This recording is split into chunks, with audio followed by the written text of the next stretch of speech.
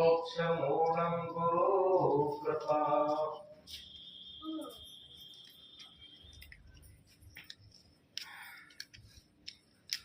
होली के शुभ अवसर पर कितने भक्त और माताएं उपस्थित हो गए, ये अच्छे लगन की बात है। इसलिए रविवार को कहा था कि अगर सभी लोग होली पर्व पर ये सोचते हैं कि गुरु दरबार में उपस्थित होकर के थोड़ी देर सत्संग का लाभ लेकर के और होली पर मनाएंगे, ये सबसे ऊंची चीज है।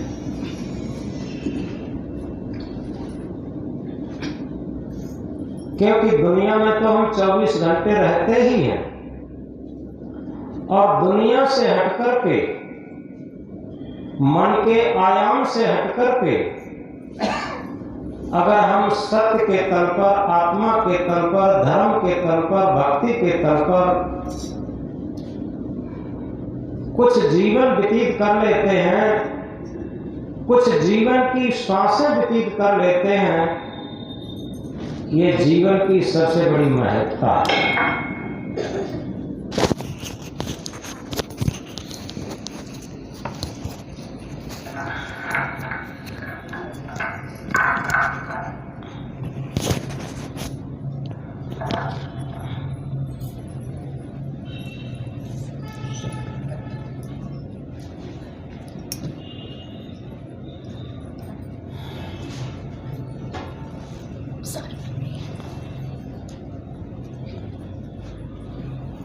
हमारा जीवन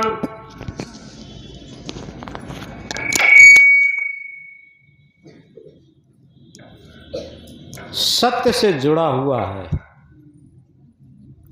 या यूं कह सकते कि सत्य ही जीवन है। और जब सत्य ही जीवन है तो हम सत्य के लिए जीवन में कितना समय निकाल पाते, कितनी श्वासें निकाल पाते, ये बात समझने की है।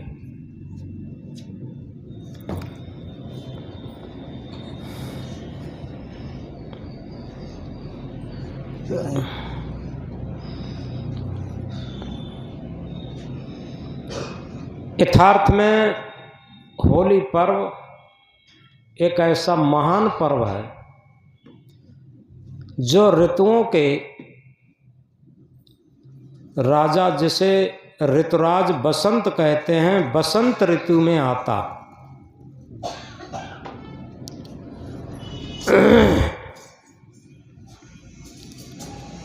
बसंत ऋतु,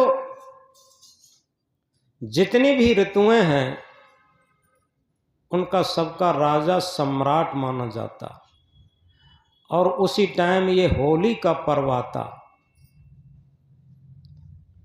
वैसे होली के संबंध में अधिकांश सब लोग जानते हैं। होलिका का दहन करके और खुशी मनाते हैं, लेकिन ये सब प्रतीक मात्र है। यथार्थ में कब हिरण्यकश्यप रहा होगा, क्या यथार्थ कथा रही होगी,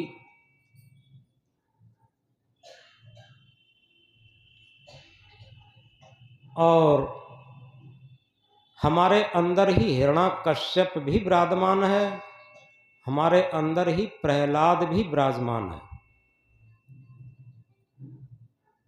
हमारे अंदर ही होलिका भी विराजमान है।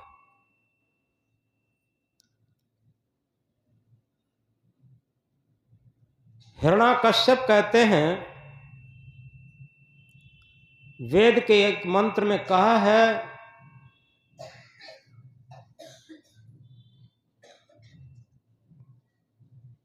चमकने वाली हर वस्तु नहीं सोना होता है, चमकने वाली हर वस्तु नहीं सोना होता है, और चमक पर जो मरता है उसी का रोना होता है।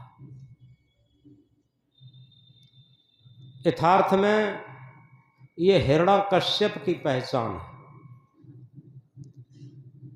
हमारे मन का जो केवल चमक पर मरने का स्वभाव रहा है, ये मन की हिरण्यकश्यप की स्थिति है। इसी के अंदर प्रहलादी शक्ति भी है।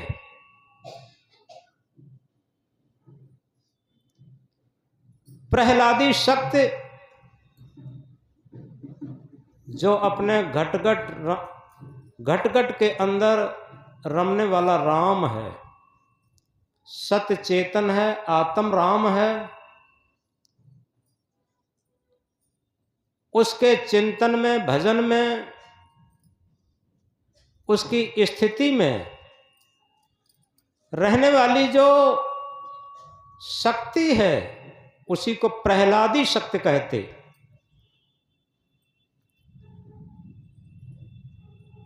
और उस प्रहलादी शक्ति को तृष्णा वासना रूपी होलिका हमेशा खत्म करने की कोशिश करती। हमारे अंदर जो तृष्णा की ज्वाला धधक रही है, वासनाओं की ज्वाला धधक रही है, इच्छाओं की ज्वाला धधक रही है, ये होलिका के समान है। होली की आगी तो कभी कभी शांत हो जाती, लेकिन अतृप्त इच्छाओं की, वासनाओं की, तृष्णाओं की जो ज्वाला हमारे अंदर 24 घंटे धधकती रहती, क्या उस होलिका को भी हम समझते हैं? और उस होलिका का दहन करके ही हमारे अंदर प्रहलादी शक्ति बच सकती है। प्रहलादी शक्ति जो सबसे बड़ी खुशी, आनंद और शांति का मार्ग है, उसे प्रहलादी शक्ति कहते हैं। वो हमारे अंदर ही है, बाहर नहीं। बाहर से आज तक किसी को सुख शांति न मिली और न मिल सकती है।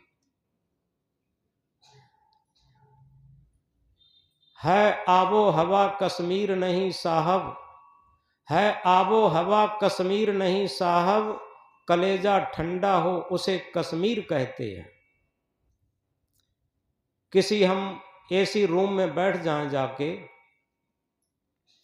तो थोड़ी देर के लिए बाहर से ठंडक जरूर मिल जाएगी, लेकिन अंदर तृष्णा की ज्वाला, वासना की ज्वाला, इच्छाओं की ज्वाला धधक रही है, तो शांति कहाँ मिली? कलेजा हो ठंडा उसे कश्मीर कहते हैं।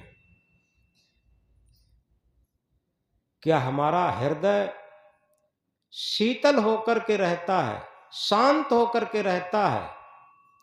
जितना हमारा हृदय शीतल और शांत रहेगा, उतना ही हमारे अंदर प्रहलादी शक्ति बचेगी। ये अपने आप और स्वाभाविक है, अगर इस तथ्य और इस सत्य को हम समझ लेंगे तो इसलिए इसी में हमें एक बात और समझनी है। एक छोटी सी बात से समझेंगे। बड़ी मार्मिक बात यह है कि हम दोहरी जिंदगी जीते हैं, ये सबसे बड़ी हानि है।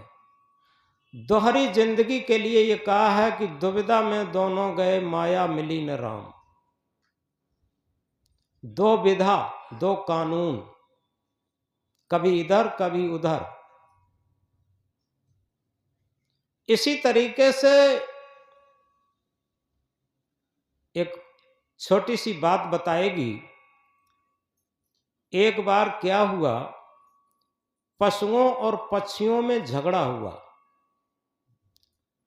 और झगड़े में जानते हैं पशु जीतना शुरू हो गए, क्योंकि पशु बलवान होते हैं। पक्षियों से, सबको मालूम है।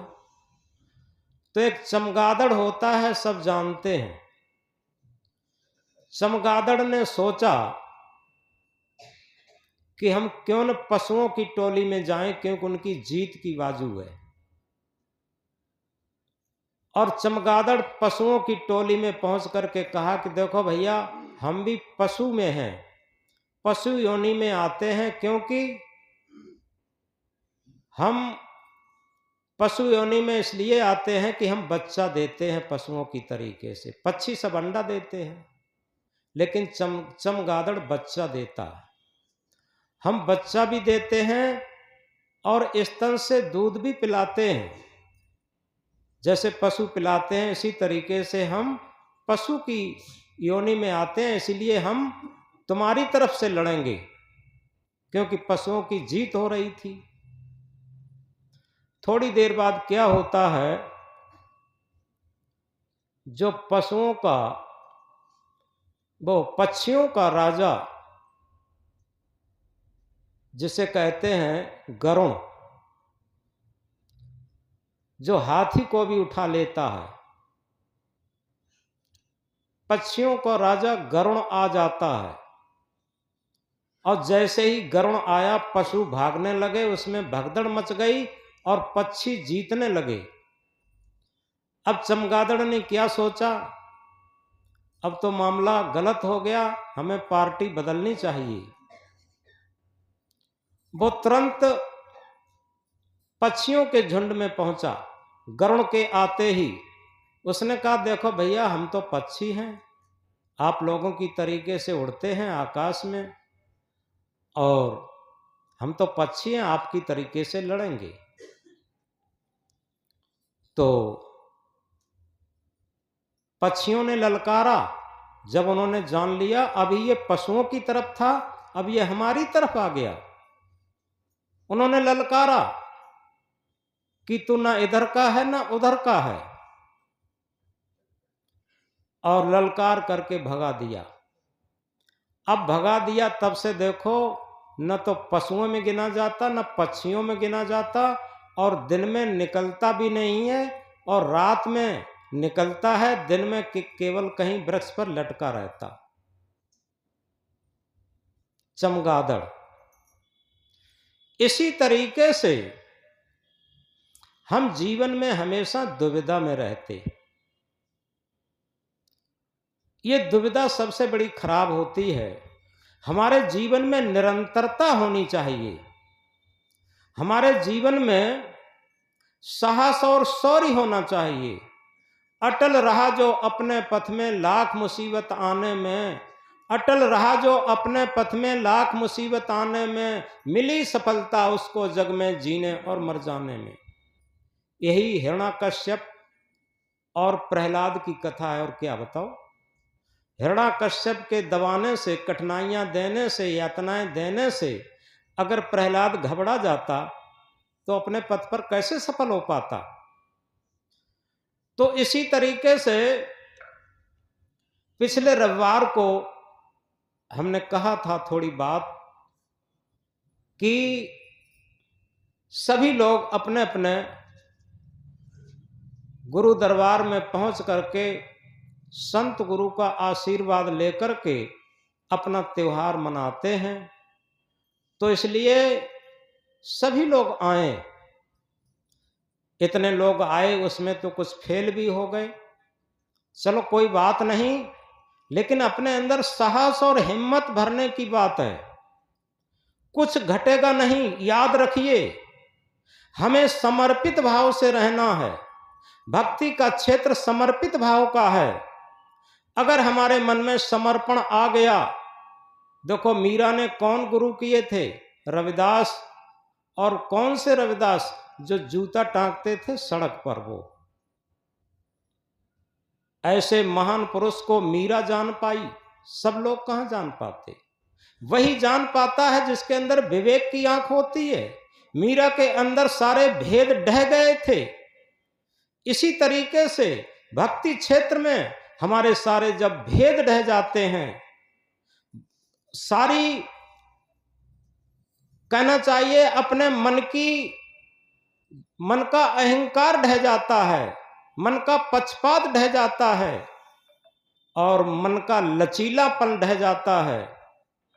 क्योंकि मन एक ऐसा लचीलापन होता है जहां जहां अपनी अनुकूलता समझता है वहां एकदम झुक जाता है। लेकिन जितना मन प्रहलाद की तरीके से अटूट होगा, क्योंकि सबसे बड़ी चीज है, एक भजन में गाते हैं, चाहे कांटों पर चलना हो, चाहे देश छोड़ निकलना हो, रहे ध्यान गुरु के चरणों में, रहे ध्यान प्रभु के चरणों में, कहते हैं। लेकिन कहाँ, अरे आज तो त्योहार है और आज कैसे जा पाएंगे। मन थोड़ा लचीला हो गया। इस प्रकार हम अपने जीवन में दुविधा को कभी न पालें, और जिस जीवन में दुविधा खत्म हो जाती है, संशय खत्म हो जाता है, निश्चित है उसके अंदर आत्मबल जग जाता, प्रहलादी शक्ति जग जाती। जिसके अंदर प्रहलादी शक्ति जग जाती है वह जीवन की हर सफलता को प्राप्त कर लेता, चाहे वो भौतिक क्षेत्र में हो, चाहे वो आध्यात्म क्षेत्र में हो, कहीं भी हो, वो हर सफलता प्राप्त कर लेता। तो इस प्रकार हम केवल अपनी डींग न हाँकते रहें। होता क्या है, लोग अपनी अपनी तारीफ में करने लग जाते, लेकिन यथार्थ में जो अपनी तारीफ करने के पुल पाटते, उनके अंतःकरण में अहंकार लबालब होता, और अहंकार और भक्ति का विरोध होता। आप इतिहास उठा के देख लें, जितने अहंकारी राजा महाराजा थे, जितने भी अहंकारी लोग थे, वो कोई भक्त नहीं थे। और जितने भी भक्त थे, बड़े ही बहुत बड़े सम्राट रहे हों, जितने भी भक्त थे, उनके अंदर कोई अहंकार नहीं था।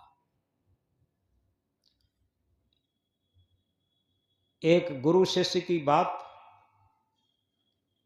एक जंगल में, एक जंगल को पार कर रहे थे गुरु शिष्य। गुरु जी ने कहा कि बेटा प्यास लगी है, ये पास में झरना बह रहा है, यहां से पानी ले आओ। शिष्य जाता है कमंडल लेकर के झरने में पानी लेने। जब झरने में पानी लेने गया तो उस टाइम झरने से कुछ पशु वगैरह निकल गए थे, तो झरने का पानी गंदा हो गया था। शिष्य लौट आया कमंडल लेकर के, और शिष्य ने कहा गुरुदेव, झरने का पानी तो गंदा हो गया, कुछ पशु निकल गए, इसलिए पानी गंदा हो गया। यहां से थोड़ी दूर पर एक नदी बह रही है, वहां से पानी ले आऊं। गुरुजी ने कहा नहीं, तुम जाओ, दोबारा उसी झरने का पानी लाना है। थोड़ा गहराई से समझेंगे। शिष्य जाता है, दोबारा वहां गया। जब दोबारा वहां गया तो पानी कुछ तो ठहरा, लेकिन अभी कुछ गंदा था। शिष्य वापस आ जाता है, ये कहता है गुरुजी पानी तो अभी गंदा है। गुरुजी ने थोड़ा तेजी से कह दिया कि जाओ बेटा, जब तक पानी बिल्कुल स्वच्छ न हो जाए तब तक इंतजार देखना और वही पानी लेकर आना। शिष्य जाता है, थोड़ी देर वहां बैठ जाता है और बैठ करके थोड़ी देर प्रतीक्षा करता है। इसमें गंदली मिट्टी बैठ जाती है, पानी बिल्कुल स्वच्छ और निर्मल हो जाता है। शिष्य पानी ला करके लाता है, गुरुदेव को देता है। गुरुदेव पानी पीते हैं, पीने के बाद शिष्य से कहते हैं, बेटा ये हमने तुमको बार बार उसी झरने के पास इसलिए भेजा कि इस मन को जब तक हम किसी वैराग्यवान संत सदगुरु की के लिए समर्पित नहीं करेंगे तब तक इसके अंदर विचारों का, कुविचारों का जो गंदलापन है, अहंकार का जो गंदलापन है, वो खत्म नहीं होता। और बार बार जब इसके अहंकार को कुचला जाएगा और विपरीत बात को सहन करके और उसी तथ्य, उसी सत्य को माना जाएगा, तो निश्चित है उसके अंदर प्रहलादी शक्ति जागृत हो जाती है, जिसे आत्म बल कहते हैं, जिसे आत्म विश्वास कहते हैं, जिसे आत्म ज्ञान कहते हैं। ये प्रहलादी शक्ति उसी के अंदर जागृत होती है जो अपने मन को मानता नहीं, और जो अपने मन को सर्वोपर मान के जीवन में चलता और ये सोचता है कि हम बहुत ऊंचा काम करते। निश्चित है उसे पग पग पर दुखी होना पड़ता, असंतुष्ट होना पड़ता, रोना पड़ता, झकना पड़ता। ये संसार जितना भी है, समाज जितना भी है, परिवार जितना भी है, सबका मन अपना अपना अपना मन सबके पास है, और निश्चित है सबका मन आपस में टकराता रहता। और सबका मन एक ही सूत्र में बंधा हो तो कोई मन टकराएगा नहीं। जो संत सदगुरु का निर्देश है, आदेश है, उपदेश है, ये इसीलिए होता, केवल और केवल इसीलिए होता है कि हमारा मन सुमन के रूप में आ जाए, निर्मल मन के रूप में आ जाए। क्योंकि जब तक अहंकारी मन है तब तक ये झुकना नहीं जानता। अगर बाहर से झुक भी गया लेकिन अंदर कुलबुलाता रहता, कुछ न कुछ कहता रहता अंदर से। और इसी को कबीर साहब ने एक महामंत्र में कहा है, करनी करे सो पूत हमारो, कथनी कथे सो नाती, रहनी रहे सो गुरु हमारो, हम रहनी के साथी। जो ज्ञान की बातें केवल कहता है, करता नहीं, मौके बड़े लवार, सो धक्का खाएंगे साईं के दरबार। यथार्थ में कहनता तो बहुत है मिले, गहनता मिला न कोई, सो कहनता बह जान दे जो न गहनता हो। सुनते हैं मन भर, कहते हैं टन भर। टन 100 कुंटल का होता, मन 40 किलो का होता। सुनते हैं मन भर और कहते हैं टन भर, और धारण करते हैं कण भर। कण बहुत छोटा होता। ये विपरीत बात है। सदगुरु कबीर साहब कहते हैं, करनी करे सो पूत हमारो, कथनी कथे सो नाती, रहनी रहे सो गुरु हमारो, हम रहनी के साथी। बहुत स्पष्ट निर्णय। करनी करे सो पूत हमारो, यानी भक्ति के नाम पर, सेवा के नाम पर, परमार्थ के नाम पर जो कर्तव्य करता है वो पुत्र के समान है, उसका पूरा अधिकार, उत्तराधिकार। और कथनी कथे सो नाती, ज्ञान की बातों का बहुत बड़ा लंबा उपदेश करता है, लेकिन अपने अंदर करनी और रहनी में नहीं उतरता। वो तो नाती के समान, यानी प्रहलादी शक्ति पर, भक्ति पर, धर्म पर और भजन ध्यान पर उसका कोई अधिकार नहीं। कथनी कथे सो नाती, और आगे क्या कहते हैं, रहनी रहे सो गुरु हमारो, हम रहनी के साथी। जो रहनी में रहता वो तो वास्तव में सच्चा सदगुरु है, और उसी के सच्चे हम साथी हैं। तो रहनी कथनी मुख से कही जाती है, करनी इंद्रियों से की जाती है, और रहनी मन से रही जाती है। जब हमारा मन रहनी में परिपक्व होने लगे तो हमारे अंदर प्रहलादी शक्ति जागृत हो जाती है और हमारे अंतःकरण का जो हिरण्यकश्यप राक्षसीपन है वो खत्म हो जाता, और वासनाओं की होली, इच्छाओं की होली, तृष्णाओं की होली जल के खत्म हो जाती। यथार्थ में आज के विचार में बड़ी सुंदर बात लिखी, मन के स्वार्थ की चार दीवाली से निकल करके। अभी मैंने मीरा का उदाहरण लिया था। मीरा एक राजरानी थी, राजस्थान की छत्राणी परिवार की थी। बुद्ध का उदाहरण लेते हैं, बुद्ध एक राजा के इकलौते बेटे थे। महावीर एक राजा के बेटे थे। ऐसे लोग अगर मन की चार दीवारी से न निकलते तो निश्चित है उस प्रहलादी शक्ति को कैसे पा सकते थे, उस सच्ची भक्ति को, उस साधना को कैसे पा सकते थे। इसलिए मन की चार दीवारी से निकलना बहुत आवश्यक है।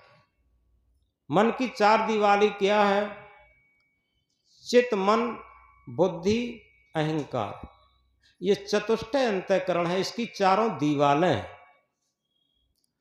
और इन चार दीवारी से जब निकल जाते हैं तो प्रहलादी शक्ति में पहुंचते हैं, जिसे सत्य का साक्षात्कार भी कहते हैं, जिसे आत्म अनुभव भी कहते हैं। रामायण की चौपाई क्या कहती है? आत्म अनुभव सुख सुप्रकाशा, तब भव भूल भेद भ्रम नासा। आत्म अनुभव सुख सुप्रकाशा। यथार्थ में मन की चार दीवारी से निकल करके ही आत्म अनुभव हो सकता। आत्मा के तल पर जीवन का आनंद, जीवन की शांति, जीवन की मस्ती मिल सकती। दुनिया में कोई ऐसी शक्ति नहीं है जो मन की चार दीवारी से निकल करके और हमें आत्मा की शांति, आत्मा की मस्ती मिल सके। तो मन की चार दीवारी से निकल करके जब हम सत्य आत्म के तल पर कुछ श्वासें जब बिताना समझ जाते हैं तो निश्चित है इसे सत्य की झलक कहते, इसे प्रहलादी शक्ति की झलक कहते, इसे आत्म अनुभव भी कहते, इसे सेल्फ नॉलेज भी कहते। तो इस प्रकार अगर जीवन में हम कुछ प्राप्त करना चाहते हैं तो हमें कुछ खोना पड़ेगा। ये सिद्धांत होता है। एक तरफ हम कुछ खोते हैं तो एक तरफ कुछ हम प्राप्त करते हैं। क्या खोना है, क्या पाना है? एक जगह तीन मित्र बैठे हुए थे। एक मित्र ने कहा कि भैया, आपस में बात की कि भैया आज मैं क्या बताऊं, आज कुछ तंगहाली में अपना जीवन हम व्यतीत कर रहे हैं। अगर हम अपने पुरखों की बात बताएं, अपने दादा की बात बताऊं, तो हमारे दादा लाखों रुपया छोड़ करके खत्म हुए थे, लेकिन क्या करें, आज हम तंगहाली में जीवन व्यतीत कर रहे हैं। दूसरा मित्र क्या कहता है? दूसरे मित्र ने कहा कि अरे भैया बात न पूछो, इसकी बात मत पूछो। अगर हम अपनी बात बताएं तो हमारे दादा तो करोड़ों रुपया छोड़ करके खत्म हुए थे, इसकी बात क्या बताते। अब इसके बाद वो तीसरा लड़का जो रह गया था, वो चुपचाप बैठा रहा, वो कुछ नहीं बोला। जब वो कुछ नहीं बोला, उन दो लड़कों ने कहा कि भैया तुम कुछ बताओ, तुम्हारे दादा तुम्हारे बाबा कितना छोड़ के खत्म हुए थे, कैसा हाल था? वो लड़का कहता है कि भैया न पूछो, वही अच्छा है, हम क्या बताएं। अरे कुछ न 1000-2000 तो छोड़ के खत्म हुए होंगे। ये कहे कि 1000-2000 तो छोड़ के खत्म हुए होंगे। जब बहुत कुरेदा, बहुत कुरेदा, बहुत कुरेदने पर वो बोला बड़ी शांति में, बड़ी शालीनता में कि भैया आप क्या याद दिलाते हो पिछली बात को। वो कहते हैं जो बीत गया फिर उसका नहीं ठिकाना, वो मोक्ष मार्गी समल समल के जाना। उसकी क्या बार बार याद दिलाते हो, क्या छोड़ के गए, क्या छोड़ के गए। अगर हम सच बताऊं तो आप लोग मानोगे नहीं, ये कहा। तो अब उन लोगों को और उत्सुकता बढ़ गई। अरे भैया सच बताओ, मानेंगे क्यों नहीं, बताओ तो जरा, क्या छोड़ के गए। तो वो लड़का कहता है कि क्या छोड़ के गए, जब मेरे दादा खत्म हुए थे तो सारा संसार ही छोड़ के लिए चले गए थे। अब देखो उसकी बात कितनी मोस्ट इंपॉर्टेंट थी और बड़ी शालीनता की थी। पहले दो लोगों की बहुत अहंकार की बात थी, लेकिन उसका कोई अहंकार नहीं था। इसी तरीके से हमें कुछ खोना है। क्या खोना है?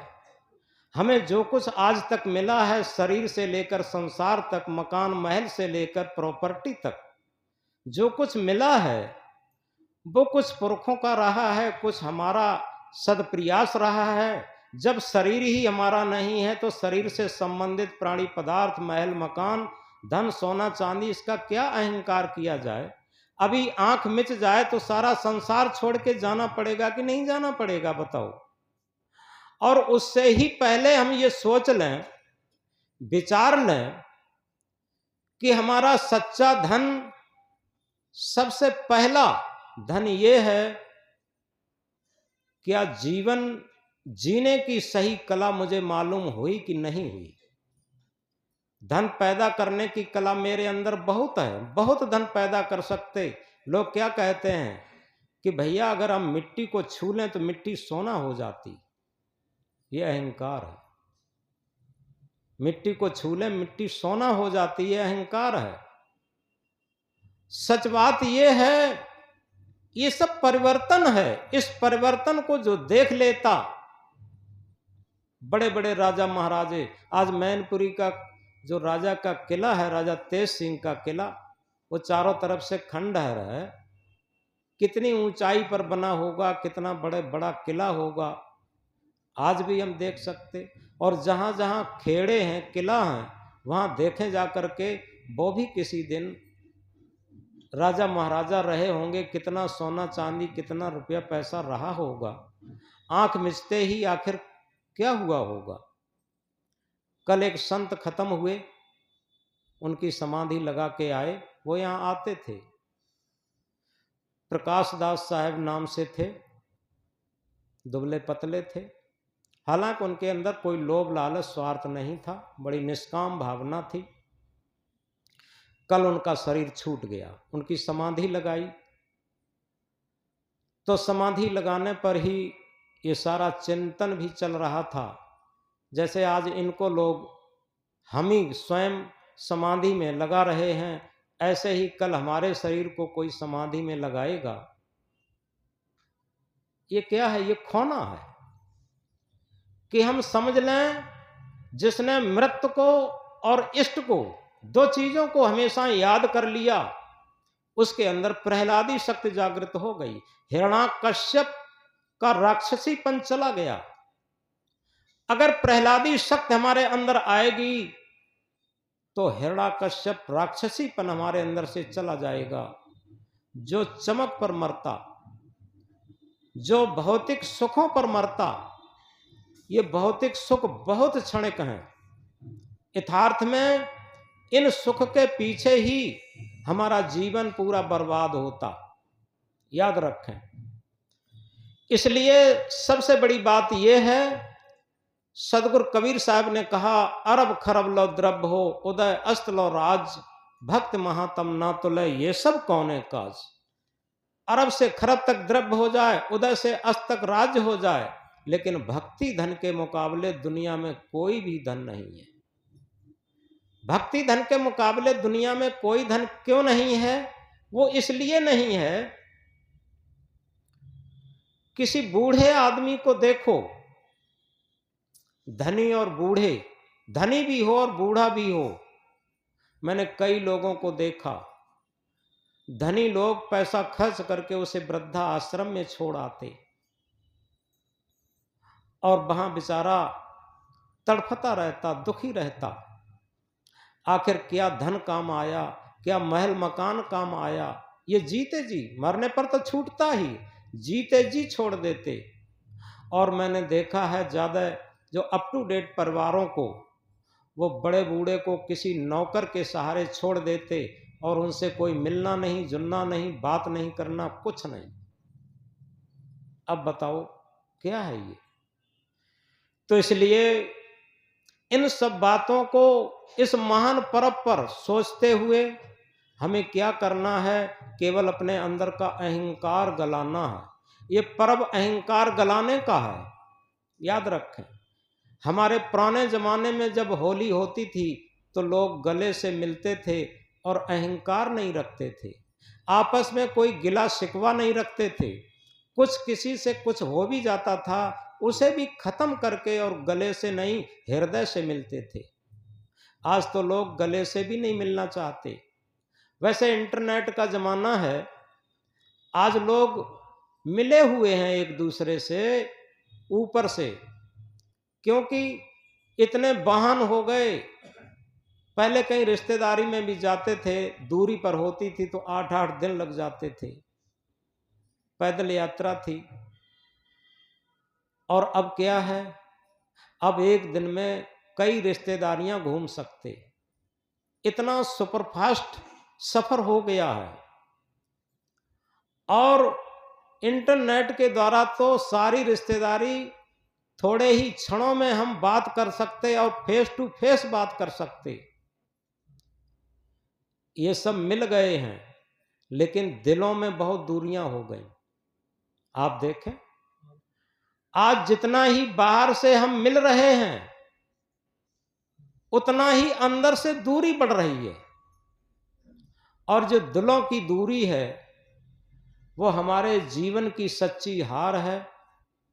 और कहना चाहिए, ये हिरण्यकश्यप का राक्षसीपन है।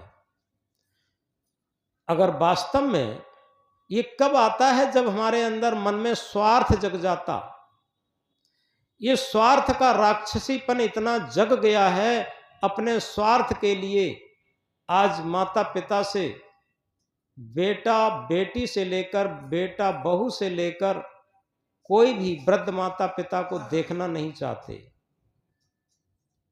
पिछले जमाने में चले जाइए, बड़े बूढ़ों की बात ऐसे मानी जाती थी कि आज लोग इतनी किसी अफसर डीएम की भी बात नहीं मान सकते, ऐसे बड़े बूढ़ों की बात मानी जाती थी। ये सब क्या था? हृदय का सच्चा प्रेम था, दिल से दिल मिलना था। तो इसलिए आज होली का महान पर्व हमें याद दिलाता है, हम अपनी पुरानी संस्कृति सभ्यता को लाएं और अंधविश्वास, अंधरूढ़ी छोड़ें। केवल होली पर बालियों को जलाना, भूनना और खाना ही होली नहीं है।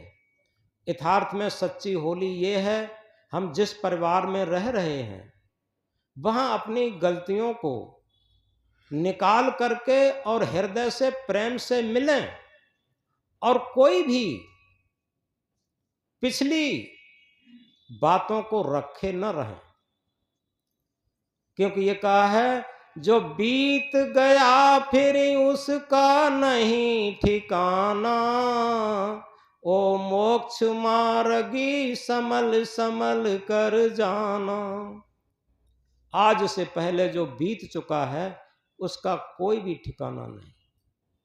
अगर हमारे भविष्य निर्माण में वर्तमान का बहुत बड़ा महत्व होता, अतीत का भूतकाल का कोई महत्व नहीं होता, सबसे बड़ा वर्तमान का महत्व होता।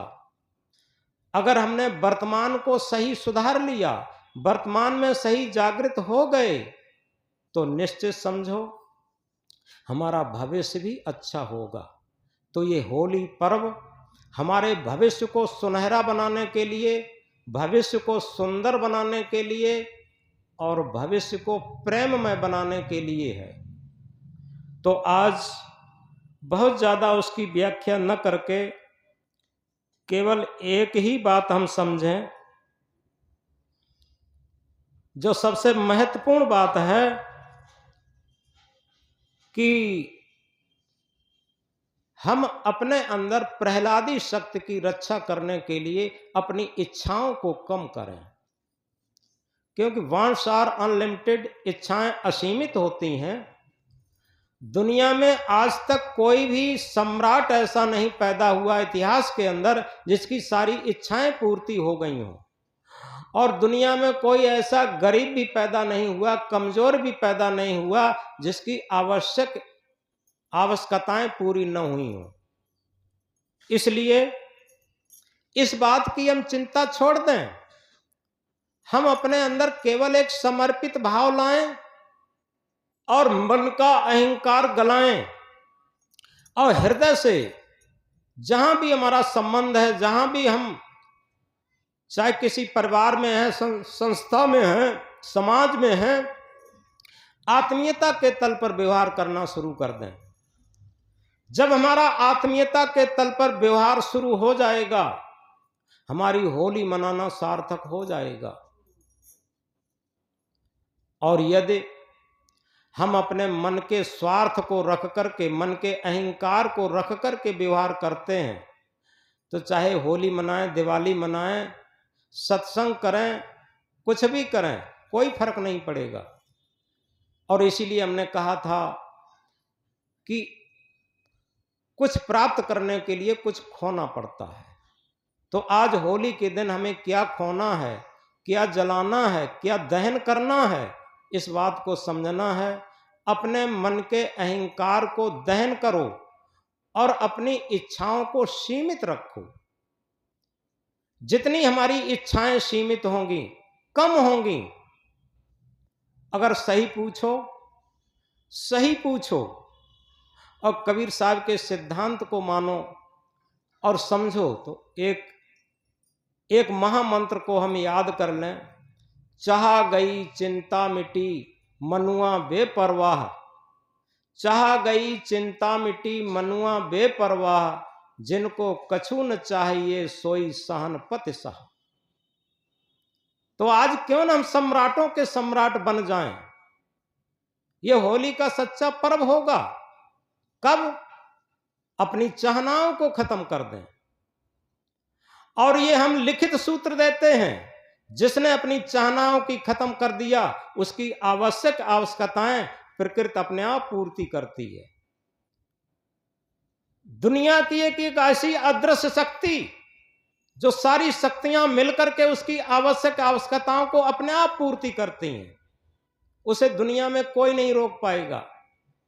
और हमने अगर अपनी आवश्यकताओं को बढ़ा लिया और अपने अंदर अहंकार कर लिया, एक कच्चा मैं होता है, एक पक्का मैं होता। थोड़ा गहराई से समझें। कच्चा मैं इतने बड़ा, मेरा इतना बड़ा पद है, मेरे पास इतना पैसा है, इतना बड़ा महल मकान है, मैं इतना बड़ा आदमी हूं, मुझे लाखों लोग मानते हैं, लाखों लोग हमसे गुरु कहते हैं, लाखों लोग मुझे मेरा मान सम्मान करते हैं। ये कच्चा मैं है। थोड़ा गहराई से समझे। ये कच्चा मैं है। एक पक्का मैं भी है। पक्का मैं है, हम शुद्ध चेतन हैं, ज्ञान स्वरूप हैं, अजर अमर अखंड अविनाशी हैं। ये पक्का मैं है। निरंतर याद रखें, चाहे सुख आए, चाहे दुख आए, चाहे हानि आए, चाहे लाभ आए, चाहे अनुकूलता आए, चाहे प्रतिकूलता आए, हमें बिलबिलाना नहीं पड़ेगा। जो सुख में बहुत इठलाते नहीं, वो दुख में उन्हें बिलखाना नहीं पड़ता, और जो सुख में बहुत, अनुकूलता में बहुत इठलाते हैं, उन्हीं को प्रतिकूलता में बिलखाना पड़ता। तो इसलिए एक कच्चा सुख होता, एक पक्का सुख होता। जैसे अभी बताया था, एक कच्चा मैं, एक पक्का मैं। कच्चा मैं को ढह जाने दो तो निश्चित है हमारे अंदर एक पक्का मैं रह जाएगा, जो हमारी प्रहलादी शक्ति है। कच्चा मैं ही हिरण्याकश्यप की शक्ति है। और एक कच्चा सुख, एक पक्का सुख। कच्चा सुख क्या है? जो मन इंद्रियों का जो सुख है, लोलुप है, लालच है, लोलुपता है, ये कच्चा सुख है। ये कभी किसी का पूर्ति नहीं हुआ। एक बूढ़े आदमी से जाके पूछो कि भैया तुमने कितना सुख बटोर के रखा हो, कहीं हमें दिखाओ तो।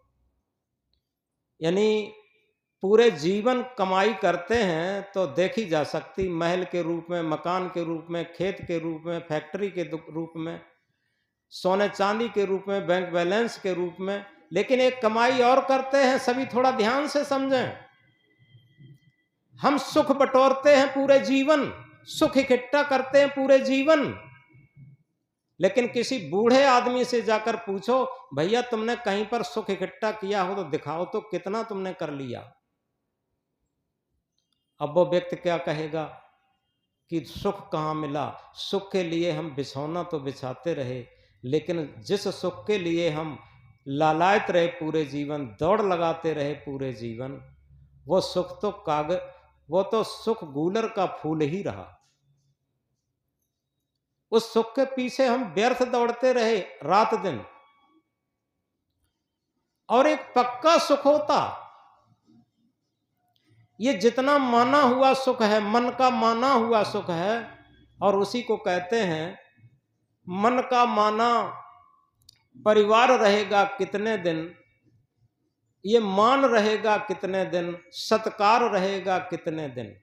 ये सारी चीजें कितने दिन रहती हैं?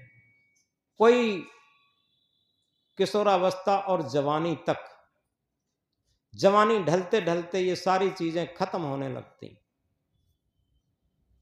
सारी चीजें खत्म होने लगती। तो ये सब कच्चा सुख है। एक पक्का सुख भी है। पक्का सुख क्या है? जैसे ही हम मन के दृष्टा बनते हैं, इस बात को थोड़ा गहराई से समझेंगे, यह सच्ची होली का उत्सव होगा। मन के दृष्टा बनना कभी नहीं सोचा होगा। हम पत्नी के दृष्टा हैं, पति के दृष्टा हैं, हम बेटा के दृष्टा हैं, हम पिता के दृष्टा हैं, परिवार के दृष्टा हैं, समाज के दृष्टा हैं, संसार के दृष्टा हैं। क्या हम मन के भी दृष्टा हैं? जिस दिन से हम मन को देखना शुरू कर दें, केवल और केवल सारे शास्त्रों, सारे धर्मों, सारे महापुरुषों का जो एक महामंत्र है, क्या हम मन के भी दृष्टा हैं? जिस दिन से हम मन के दृष्टा बनना शुरू हो गए, हमारे अंदर पक्का सुख आना शुरू हो गया। और वो पक्का सुख,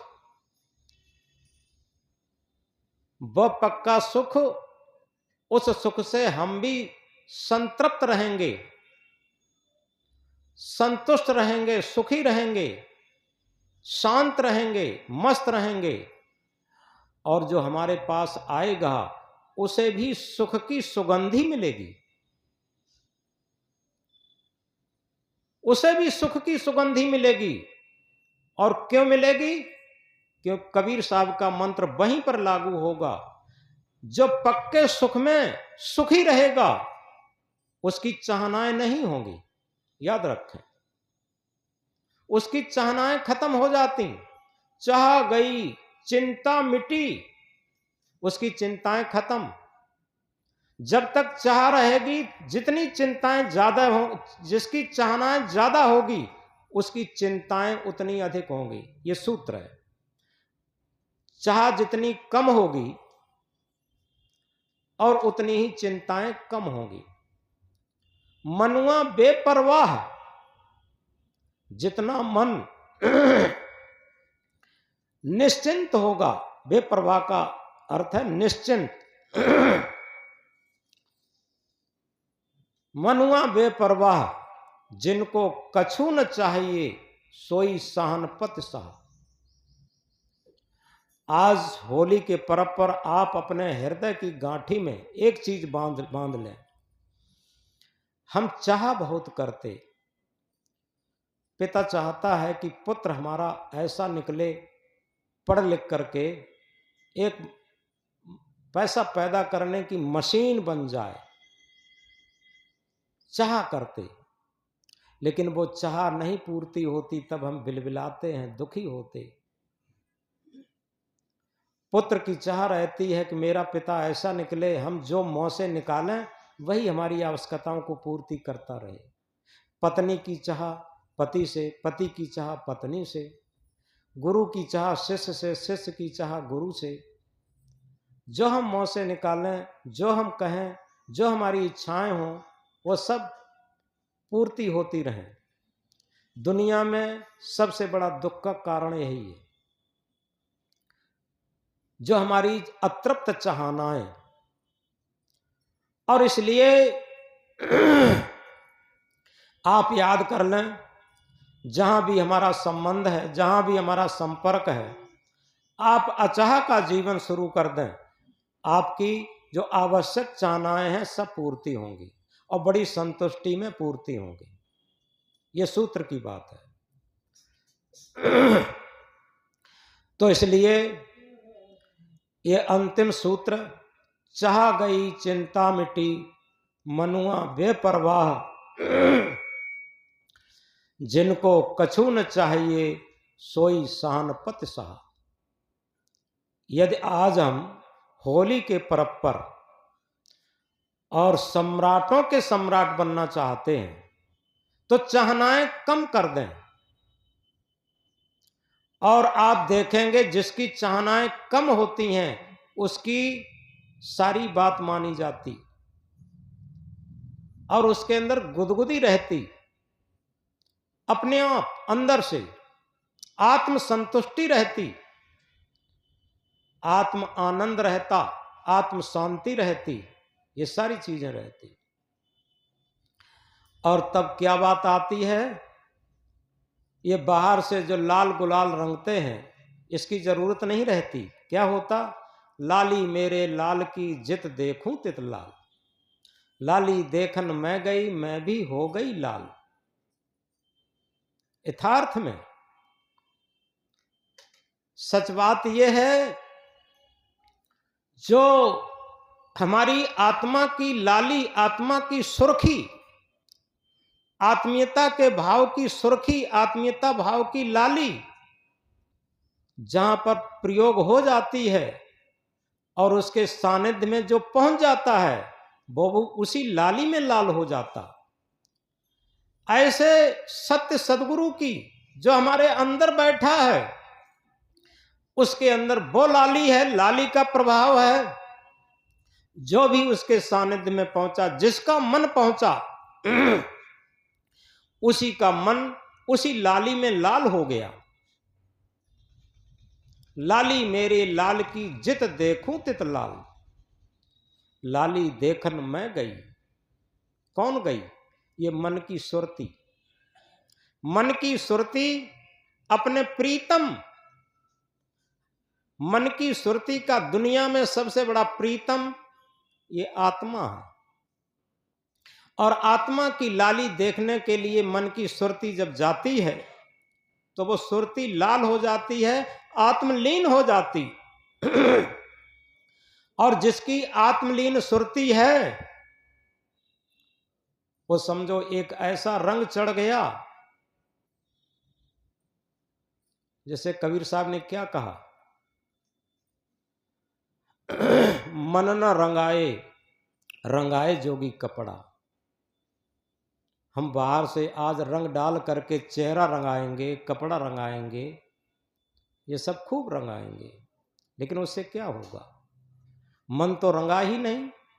आत्मा की लाली में मन रंगना चाहिए, और जिस दिन आत्मा के सच्ची लाली में हमारा मन रंग गया तो समझो हमारी सच्ची आह्लादी शक्ति, प्रहलादी शक्ति हमारे अंदर बच रही, शेष रही। अन्यथा जीवन रहते रहते जीवन तो खत्म हो ही जाएगा, लेकिन जो हिरण्यकश्यप राक्षसी वृत्ति, उसके संस्कार लेके जाएंगे, याद रखें। इसलिए जीवन रहते रहते हम सच्ची होली खेलें। आज हमारे अंदर जो राक्षसी वृत्ति की, हिरण्यकश्यप की वृत्ति की जो भी वृत्तियां हैं, उन्हें हम आज दग्ध कर दें, आज जला दें, और प्रहलादी शक्ति को जगने दें। और जब प्रहलादी शक्ति जगेगी, आत्मा की प्रहलादी शक्ति जब जगेगी, तो निश्चित है हमारा सच्चा धन एक भक्ति धन होगा, और सच्चा धन अचाह का धन होगा। चाह हमारी सब खत्म हो जाएगी। तो इसलिए बहुत अधिक न कहकर समय पूरा हुआ। हम याद रखें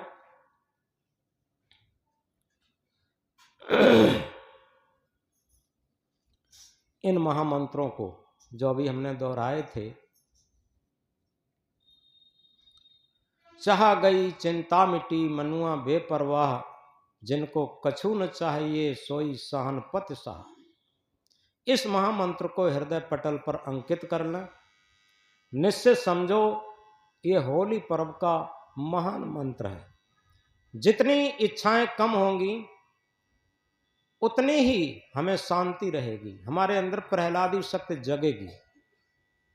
ये अपने आप सूत्र है। तो इसलिए यहीं पर बात खत्म होती है। हम सब लोग होली के महान पर्व में बैठे हैं, और ये संत सदगुरु के दरबार में बैठे हैं। होली का महान पर्व चल रहा है, आंतरिक होली खेली जा रही है, और इसमें प्रेम की पिचकारी से जो आत्म रस है भर भर के फेंका जा रहा है।